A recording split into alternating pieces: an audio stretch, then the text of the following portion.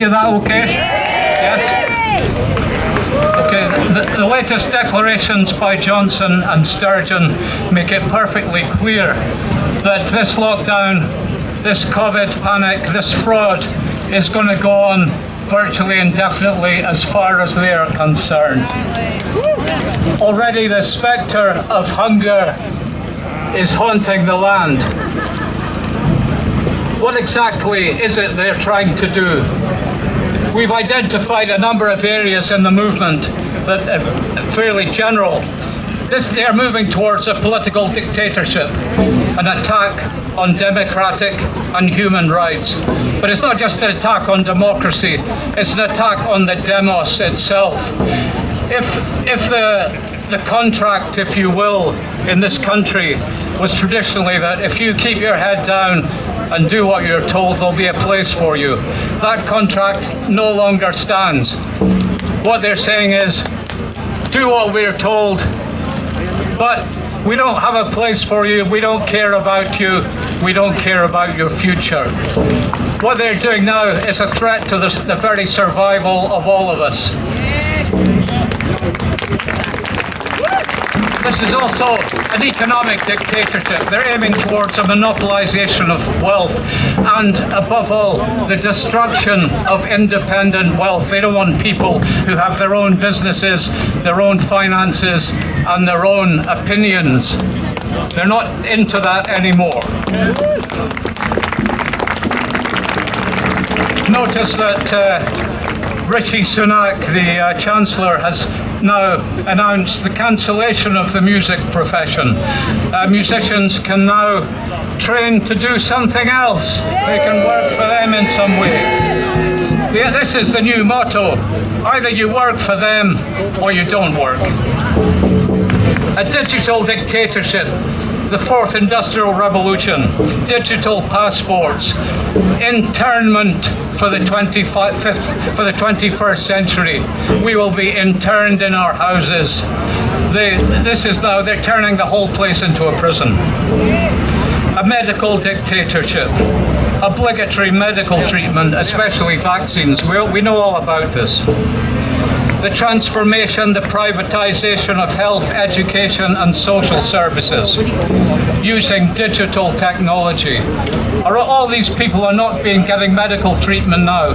Are they going to get medical treatment, or is this just the new normal? It's the new normal. People aren't going to get medical treatment in the old way. Same for the education, same for health and care. Is there something else behind this? Have we missed something? I believe we have.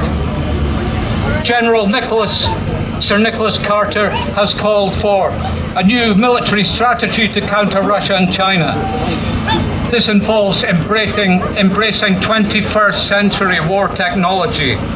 I quote, "It is necessary to embrace the fourth industrial revolution and genuinely integrate the sunrise technologies, robotics, artificial intelligence, quantum computing, and other disruptive technologies into our security thinking, rather than to leave them as the interesting afterthoughts for which there was never enough actual cash to exploit properly." So they need to rearm. They don't have the money.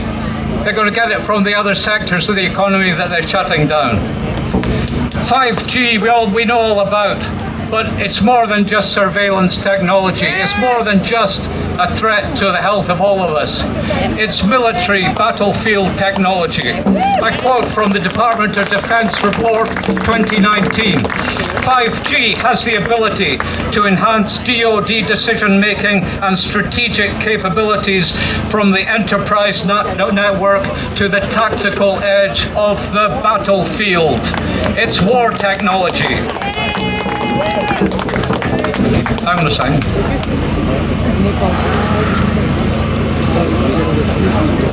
Johnson has just formed the D10. What's the D10? You know, we've got the G7, the G20, now we've got the D10. What's the D10? The D10 are the 10 democracies who are going to lead the struggle against Russia and China. I've also been reading the latest House Permanent Select Committee on Intelligence. I quote, important Chinese technological advances in such key fields as artificial intelligence, quantum computing, and 5G telecommunications call into question the self-ensured preeminence of US technology in the rapidly changing technological landscape. They have fallen miles behind China, and now they're starting to try and catch up. They go on, I quote, absent a significant realignment of resources, the US government and intelligence community will fail to achieve the outcomes required to enable continued US competition with China on the global scale, on the global stage for decades to come, and to protect the US health and security. In recognition of the, I continue to quote, in recognition of the growing importance of economic and policy agencies to the overall success of the US government's approach to China, the intelligence community should interact with non-traditional agencies such as the Department of Commerce, the Department of Homeland Security, the National Science Foundation, the Department of Education, and US public health agencies. Everything under the umbrella of the intelligence community, the security state. This makes the corporate state of Mussolini look tame. Incidentally, it appears Donald Trump is not on board for this this new project, this new agenda. That's why there's a plan to remove him from office after this election. This is being led by something called the Transition Integrity Project. This is an open conspiracy to remove Trump from power. Who is behind it? But the neocons of the Project for the New American Century, the same people who brought us the Iraq War. So society is being restructured to enable rearmament based on fourth industrial revolution technology involving exactly the measures that are being made possible by lockdown. The inescapable conclusion is that they are mad enough to contemplate World War III and are already preparing for it under the cover of and by way of lockdown. It's the same old agenda as that outlined by H.G. Wells, a world war to create a new world order.